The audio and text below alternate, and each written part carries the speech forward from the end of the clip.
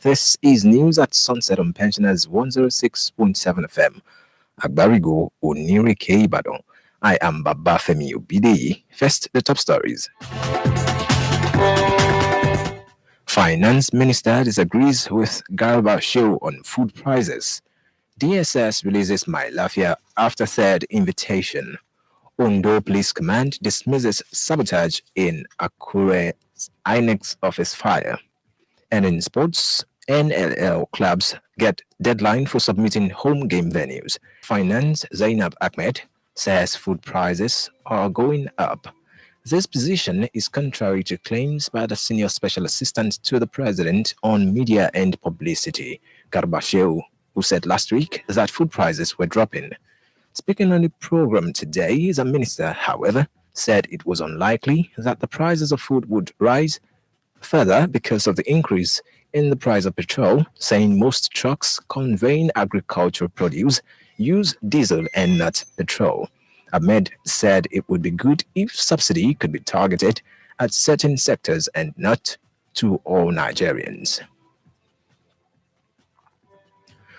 A former deputy governor of the Central Bank of Nigeria, CBN, Dr. Obideyi Lafia, has been released after undergoing over 3 hours interrogation at the Department of State Services (DSS) headquarters in Jos, Plateau State. Lafia, who honored the DSS invitation for the third time in 1 month, had alleged on a Lagos-based radio that a particular northern governor was the head of Boko Haram. After his release, Lafia commended the DSS for its professionalism in the discharge of its duties, but expressed hope that this would be the last time he would be invited on the same issue. Earlier on arrival at the DSS office, Lafia had said he was ready to perish for speaking the mind of millions of Nigerians over the incessant killings of innocent citizens going on in the country. Meanwhile, 2 officials of the Federal Road Safety Corps (FRSC) have been confirmed dead and 10 others missing after gunmen attacked 2 buses conveying 26 officials in Nasarawa State to Udi in Enugu State.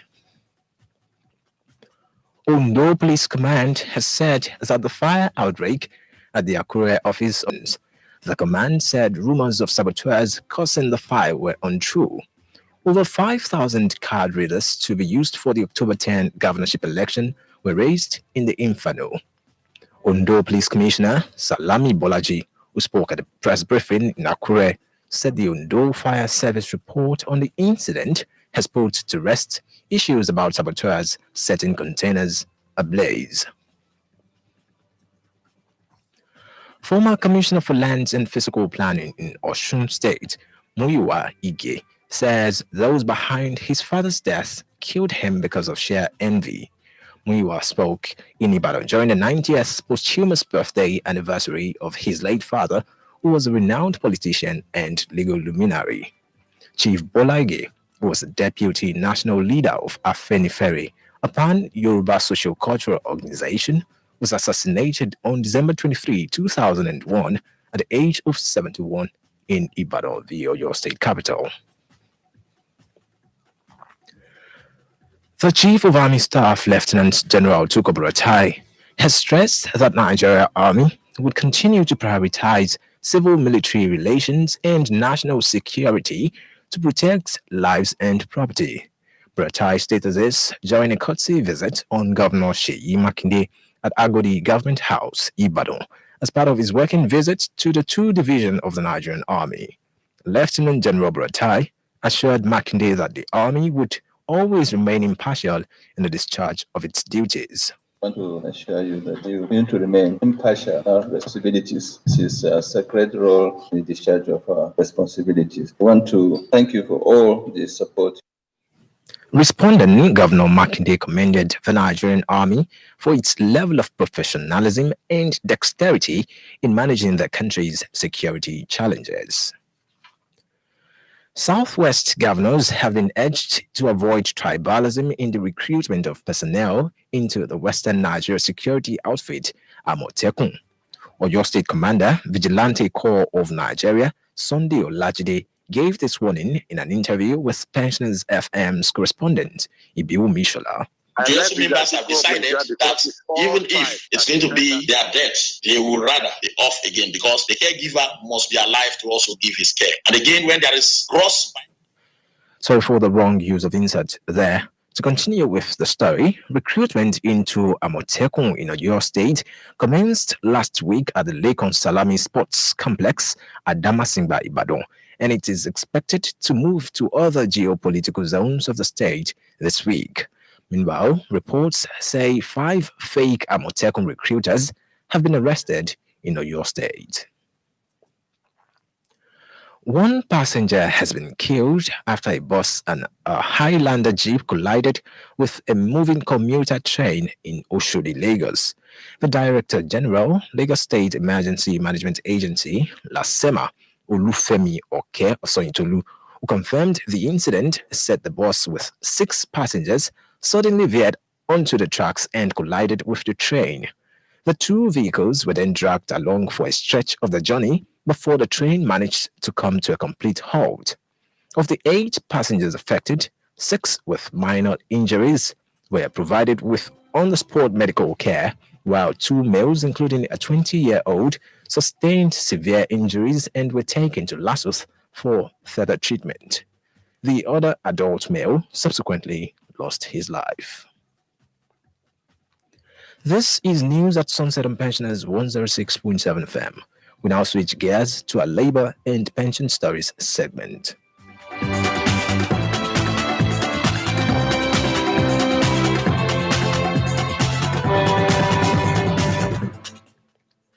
The Academic Staff Union of Universities, ASU, and the Non-Academic Staff Union of Universities, NASU, today blocked the main entrance of the Lagos State University, LASU, over the non-payment of the minimum wage.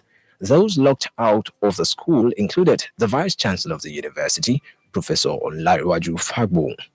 Meanwhile, Lagos State government has reacted to the protests in LASU, saying the sum of 450 million naira is paid monthly to the institution as subvention. Tokumbo Wahab, the special advisor to government, will be responsible in the application of the funds. The Joint Health Workers Union, HESU, says the federal government should attend to its demands with the same seriousness it attached to those of the National Association of Resident Doctors, NARD. HESU President Dr. Josiah Biebelemoye said this while featuring on a televised interview as the union's members commenced a nationwide strike today. HESU, which is the umbrella body of health workers' unions and associations in the country, said its demands merited such urgent attention too.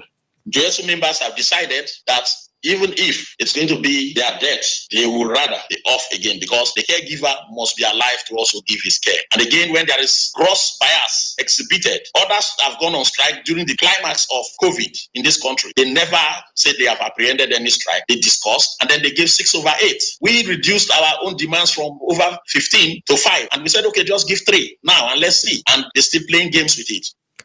The resident doctors on the NAD also downed tools last week, but called it off days after coming to an agreement with the federal government representatives. It is still news at Sunset on Pensioners 106.7 FM. We will be back with sports and entertainment stories. Straight to entertainment. A prominent Nollywood actor and lecturer in the Department of Performing Arts, University of Ilorin, Professor Ayo Akintola, has died at the age of 74. The Director of Corporate Affairs of the University of Ilorin, Mr. Kunle Akogun, who confirmed the death, said he died yesterday. Akintola began his acting career in the 1970s, featuring in television and drama productions, and won the Best Indigenous Actor Award at the 4th African Movie Academy Awards. Born in Ibadan, Akintola produced Shongo in 1997, Ladipo Omo Adonwo in 2005, and Ironsiaje in 2007. Now to sports. With uncertainty surrounding the commencement of the 2020-2021 Nigeria League as a result of the U-turn of the Presidential Task Force on COVID-19 banning combat sports, Nigerians have been urged to support the federal government to avert calamity.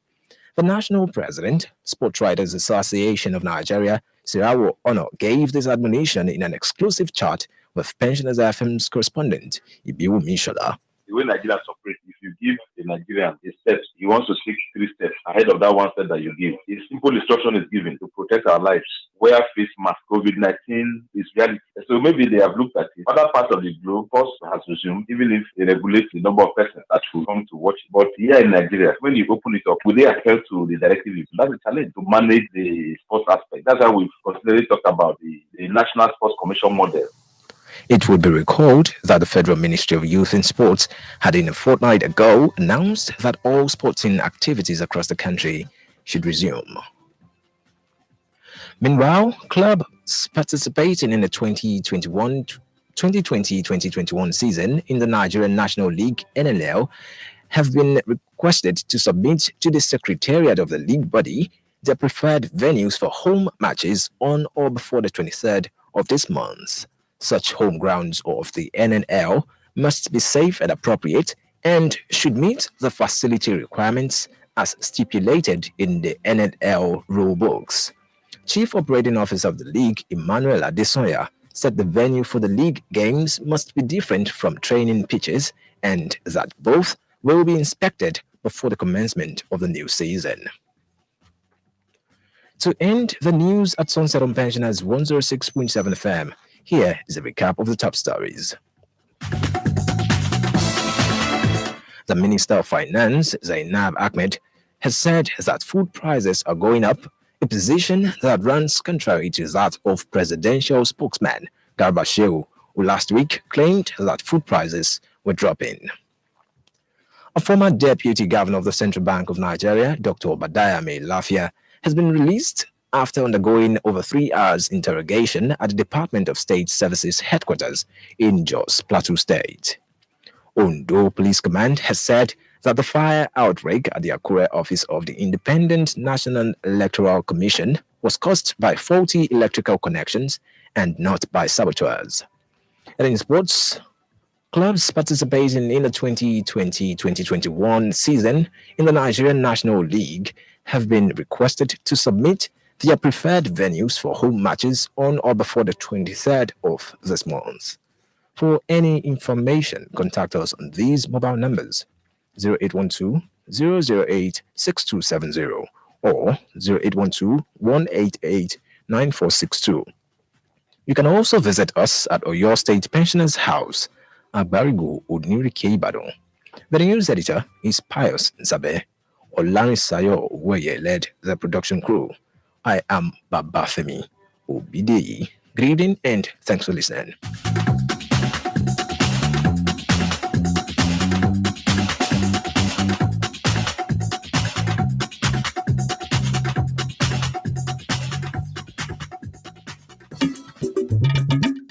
Ọmọdé àtàlà àgbà kẹ́yìn gbọ́ròyìn àgbọ̀fẹ́ kọ́gbọ́n níròyìn wá.